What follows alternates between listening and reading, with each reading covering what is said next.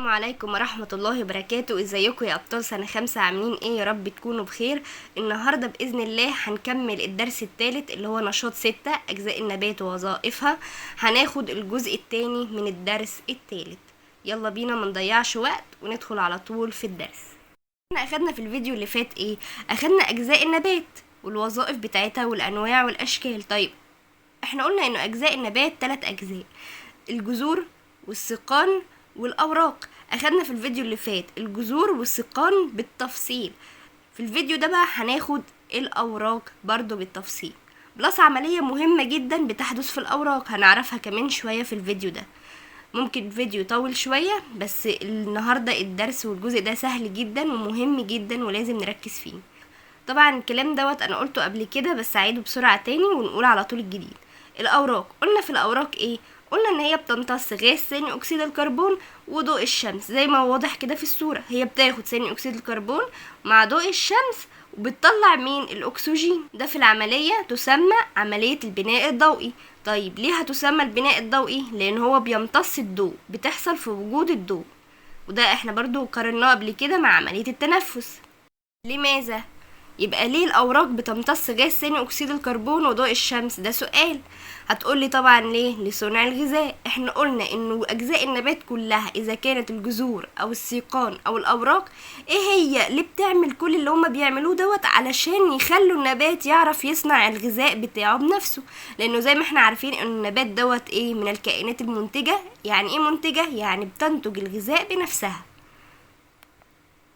طيب احنا هناخد دلوقتي في الاوراق شوية تراكيب فيها وشوية حاجات مهمة لازم نعرفها عن الاوراق. اولهم الصغور. احنا اتكلمنا عن الصغور قبل كده وقلنا ان هي عبارة عن فتحات صغيرة في الاوراق، مش بتتشاف غير تحت الميكروسكوب. لما بتكون مثلا لو دقت شوية ممكن تشوفها لو هي كبيرة قوي. طيب الفتحات او الصغور ديت شبه ايه عند الانسان؟ قال لي شبه الانف. فتحات الانف عندنا، فتحات الانف بتستخدم للتنفس، وبرضو الصغور او الفتحات الموجودة في الاوراق ديت الاوراق بتستخدمها برضو للتنفس، اللي هو انها تخرج الاكسجين وتدخل ثاني اكسيد الكربون في عملية البناء الضوئي، او العكس في عملية التنفس اللي بتعملها الاوراق. يبقى هنا وظيفة الصغور انه بيمر من خلالها ثاني اكسيد الكربون. تاني حاجة برضو موجودة في الأوراق هو الكلوروفيل. الكلوروفيل دوت اللي بيمتص ضوء الشمس. طيب هو ايه أصلا الكلوروفيل دوت؟ قالك ان الكلوروفيل دوت مجرد صبغة. يعني ايه صبغة؟ قالك صبغة خضراء، يعني هي اللي بتدي الورقة لونها الأخضر. طيب الكلوروفيل ده موجود فين؟ موجود داخل الورقة. طيب ايه وظيفته؟ بيعمل ايه او بيخلي الورقة دي تعمل ايه؟ بيخليها تستطيع ان تمتص ضوء الشمس. يعني لو مش موجود كلوروفيل الورقة مش هتستطيع ان هي تمتص ضوء الشمس، وبالتالي مش هتعرف تعمل ايه؟ مش هتعرف تعمل عملية البناء الضوئي. في حاجة بقى كمان هنشرحها دلوقتي، هي كان المفروض تتشرح في الجزء بتاع الساق، لكن ايه انا نسيتها فهشرحها دلوقتي. ديت المفروض في الساق مش في الورقة. ايه اللي موجود في الساق؟ قال لي في حاجة مهمة جدا موجودة في الساق اسمها أوعية الخشب. أوعية الخشب ديت هي أنابيب بتمتد من خلالها، يعني موجودة في الساق. وايه اللي بيمتد من خلالها بقى؟ قالك الماء، لأنه الماء بينتقل من خلال الساق من الجذور إلى الأوراق أو إلى باقي ايه أجزاء النبات. احنا عارفين ان الجذور هي اللي بتدي المية للساق. الساق ده عبارة عن ايه؟ عبارة عن موصل بيوصل او بينقل المية من الجذور الى مين؟ الى الاوراق. اوعية الخشب ديت موجودة في الساق علشان تنقل مين؟ تنقل المية والمعادن وبقية المواد الغذائية اللي هتديها للجذور لمين؟ للاوراق. نتكلم بقى دلوقتي عن انواع الاوراق. انواع الاوراق عندي نوعين.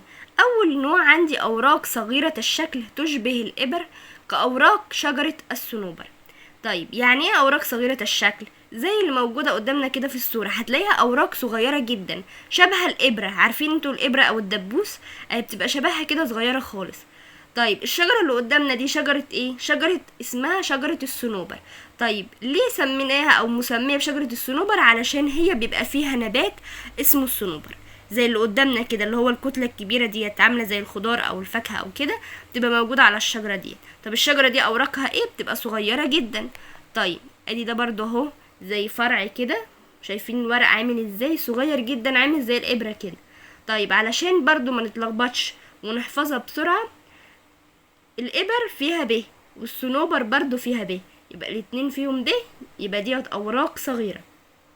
تاني نوع عندي هو اوراق مسطحة وعريضة، عكسها بقى. يعني ايه اوراق كبيرة؟ زي اوراق نبات الموز اللي قدامنا ديت، شايفين الاوراق كبيرة ازاي وعريضة؟ عكس خالص الاوراق اللي هي كانت صغيرة اللي احنا كنا لسه قايلينها. طيب برضو لو عايزين نعلمها علشان نحفظها، هتبقى مسطحة فيها ميم، ونبات الموز برضو فيه ميم، عشان تبقى سهلة علينا ان احنا نحفظها. ولو جت اختر برضو نبقى عارفين ازاي نختارها بكل سهولة. على الجزء التاني في الدرس بتاع النهاردة.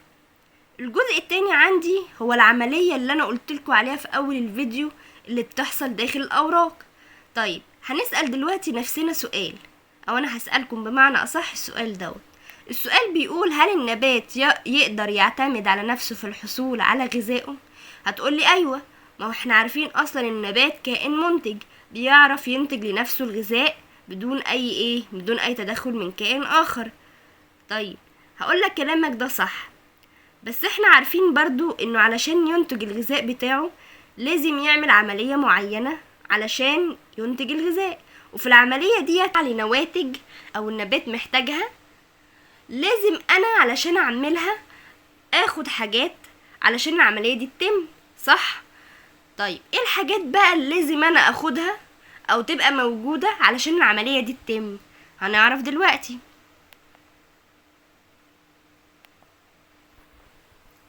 العملية اللي احنا هنتكلم عنها المهمة جدا جدا جدا، عملية البناء الضوئي. طيب ليه بقول ان هي مهمة جدا؟ مش عشان هي هتيجي في الامتحان، ولا علشان احنا عليها اسئلة كتير، ولا علشان بيتلعب بيها في الامتحان، ولا الكلام ده. علشان مهمة جدا بالنسبة للنبات. يعني برضو احنا لما نكون ماشيين مثلا في مكان ونشوف نبات، نبقى عارفين ازاي هو بيصنع غذائه بنفسه، صح؟ طيب اول سؤال هنسألوه هنا في العملية ديت هو: اين تحدث في النبات؟ يعني عملية البناء الضوئي دي بتحصل فين في النبات؟ قال لي ان هي بتحصل في الاوراق. طيب هل بتحدث على السطح بتاع الاوراق؟ قال لي لا، دي بتحدث داخل اوراق النبات جوه. قلنا هنا ان عملية البناء الضوئي بتحدث داخل اوراق النبات مش في السطح بتاع الاوراق. قال لي لان عملية البناء الضوئي كده كده بتعتمد على مين؟ بتعتمد على الضوء، يعني لازم يكون فيه ضوء. طيب مين اكتر جزء في النبات بيكون معرض للضوء؟ الاوراق. يعني انا مثلا لو عندي شجرة، ايه اكتر جزء بيبقى في الشجرة معرض للضوء او الشمس؟ الورق. بالظبط، يبقى الاوراق هي اللي بتحدث داخلها البناء الضوئي لانها اكتر جزء بيمتص الضوء او معرض للضوء يعني. يبقى هنا علشان الاوراق هي اكتر جزء من اجزاء النبات بيكون معرض للضوء او موجه للضوء، علشان كده عملية البناء الضوئي بتحدث داخل الاوراق. يبقى عملية البناء الضوئي بتحصل في كل الكائنات الحية؟ هتقولي لا، بتحصل في النبات بس. يعني معنى كده انه عملية البناء الضوئي دي بتحصل في النبات فقط، ما بتحصلش في الانسان، ما بتحصلش في الحيوان. طيب دلوقتي بقى هناخد اجزاء النبات اللي هم التلاتة، اللي هم الساق والاوراق والجذور، بيعملوا ايه علشان النبات يعرف يعمل عملية البناء الضوئي او يعرف يصنع الغذاء بنفسه. لان احنا قلنا انه وظيفة الاجزاء النبات التلاتة ان هم يخلوا النبات يستطيع ان يصنع الغذاء بنفسه. طيب اول حاجة هناخدوها هي الجذور. احنا عارفين وظيفة الجذور ايه؟ قال لي وظيفتها ان هي بتمتص العناصر الغذائية من التربة، وبتمتص كمان الماء. طيب وظيفة الساق ايه؟ ان هي بتنقل العناصر الغذائية من الجذور للاوراق او الى باقي اجزاء الجسم. طيب والاوراق اللي احنا لسه اخدينها، قال ان الاوراق فيها زي ما احنا لسه قايلين تركيبات موجودة فيها بتساعد النبات ان هو يصنع الغذاء بنفسه، زي الصغور وزي الكلوروفيل وزي الطاقة الضوئية، او بمعنى اصح الضوء. يبقى الطاقة الضوئية ديت هي الضوء، هنتكلم عنها كمان شوية. احنا اخدنا الجذور واخدنا الساق واتكلمنا عنهم بالتفصيل، ومن شوية اخدنا الاوراق واتكلمنا عن الصغور واتكلمنا عن الكلوروفيل. دلوقتي بقى هنتكلم عن الكلوروفيل والطاقة الضوئية بالتفصيل شوية ونعرفهم اكتر زي ما عرفنا بقية الاجزاء النبات وبقية الحاجات اللي موجودة فيهم بالتفصيل. طيب هنبدأ دلوقتي بالكلوروفيل.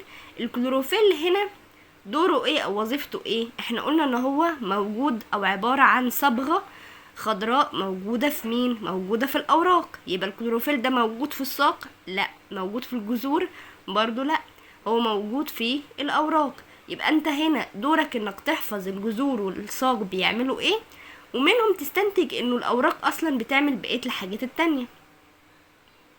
يعني هي اللي فيها الكلوروفيل، وهي اللي فيها الصغور، وهي اللي فيها الطاقة الضوئية، وهي اللي بيحصل فيها عملية البناء الضوئي. عشان كده الأوراق مهمة جدا في أي نبات. يبقى هو الذي يعطي اللون الأخضر للأوراق، إن احنا لسه قايلين الكلوروفيل دوت صبغة ايه؟ خضراء موجودة داخل الأوراق. طيب تاني حاجة، هو الذي يساعد الورقة على امتصاص ضوء الشمس، وده احنا لسه قايلينها من شوية في السلايد بتاعت الأوراق. قلنا ان الكلوروفيل لو مش موجود في الأوراق الورقة مش هتقدر ان هي تمتص ضوء الشمس، واحنا عارفين ان ضوء الشمس من غيره مش هتحصل عملية البناء الضوئي. طيب ايه هو ضوء الشمس دوت؟ هو الطاقة الضوئية اللي احنا هنتكلم عنها دلوقتي. طيب الطاقة الضوئية ديت اللي هي ضوء الشمس عبارة او وظيفتها بقى ايه؟ وظيفتها ايه؟ قال لي الطاقة الضوئية دي بتعمل اتحاد. الاتحاد ده بيحصل ما بين ايه؟ عارف يعني ايه اتحاد؟ اتحاد دوت يعني تجميع، يعني زي ما تكون كده بتجمع حاجة بلس حاجة بلس حاجة، يعني حاجة زائد حاجة زائد حاجة. ده بالظبط هو الاتحاد. طيب الاتحاد ده بيحصل هل في المواد الداخلة اللي انا هدخلها في المعادلة بتاعت البناء الضوئي، ولا في النواتج اللي هتطلع؟ قال لي لا، الاتحاد ده بيحصل في المواد الداخلة عندي في المعادلة بتاعت عملية البناء الضوئي، لان ضوء الشمس هو من المواد الداخلة اللي انا بحطها معايا. عندي مية وعناصر غذائية بلس مين؟ ثاني اكسيد الكربون اللي هو الهواء. كتبت الهواء تمام، كتبت ثاني اكسيد الكربون برضو صح. طيب ومين بقى اللي هيربط ما بينهم كلهم؟ الطاقة الضوئية او ضوء الشمس، لان دي عملية البناء الضوئي لازم يبقى فيه ضوء. يبقى هنا هيعمل اتحاد ما بين المية والعناصر الغذائية وثاني اكسيد الكربون. طيب احنا ممكن نعمل معادلة دلوقتي اسمها معادلة ايه؟ معادلة عملية البناء الضوئي. طيب ايه هي المواد الداخلة اللي انا هدخلها في المعادلة ديت؟ المية وثاني اكسيد الكربون زائد ضوء الشمس والعناصر الغذائية اللي جاية من التربة. يبقى مية وعناصر غذائية مع بعض زائد ثاني اكسيد الكربون اللي هو الهواء وضوء الشمس اللي هيعمل اتحاد ما بينهم، لان عملية البناء الضوئي لازم تحصل في ضوء الشمس. هيقوم مطلع لي نواتج اللي هو الغذاء اللي هو الجلوكوز زائد اكسجين وبعض الطاقة اللي محتاجها النبات علشان يتغذى ويكمل حياته او يبقى على الحياة، لانه اي كائن حي بيبقى محتاج ان هو ياكل ويتنفس وايه وياخد طاقة علشان يعرف يتحرك. بس كده، دي المعادلة بكل بساطة. يبقى هنا سؤال، ما الغرض من قيام النبات بعملية البناء الضوئي؟ يبقى عشان يحصل على مين؟ المواد الغذائية بتاعته. طيب المواد الغذائية ديت زي ايه؟ زي السكريات، زي البروتينات، زي الدهون التي يحتاجها النبات لإنتاج الطاقة. يبقى هو بيصنع الغذاء بتاعه علشان يحصل على الطاقة. عشان كده برضو حطينا الطاقة من ايه؟ من المواد الناتجة عندي. طيب هل هو بيصنع سكريات بس؟ اكيد النبات يعني مش هيعيش على السكريات بس، لازم كمان يعيش على بروتينات ودهون زيه زي الانسان بالظبط. بس الفرق ما بينهم انه النبات بيصنع الحاجات دي كلها بنفسه، انه كائن منتج، اما الانسان لا، بيحصل عليها من كائنات اخرى لانه هو كائن مستهلك. تاني حاجة عندي ايه كمان اللي استفادوا منها او الغرض من قيام النبات بعملية البناء الضوئي؟ ان هو ينتج مين؟ الاكسجين اللي بتحتاجه الكائنات الحية للتنفس.